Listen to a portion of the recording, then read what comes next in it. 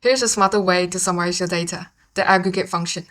Previously, we have learned that subtotal can ignore hidden rows, but aggregate function goes further. It can ignore hidden rows, errors, subtotal function, aggregate function, or all of them. For example, I got my data over here, and I want to calculate the total sales. As you can see, there's an error over here. If I'm using subtotal, I'll be getting an error as well. So what I can do here is that I can use aggregate function.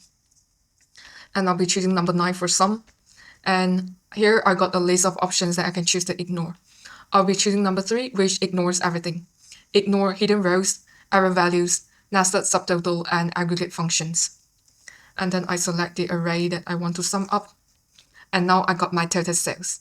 And if I am filtering each region, the aggregate function changes as well according to my filter result. So aggregate function sums only visible rows and skip errors automatically. And it can also ignore subtotal value. For example, if I do a subtotal over here,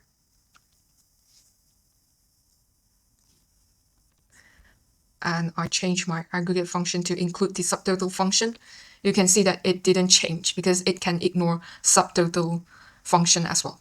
So it's perfect for reports with filters or multiple tables or messy data. Try aggregate next time instead of subtotal. You'll save a lot of cleaning time. And I'll see you next time. Bye.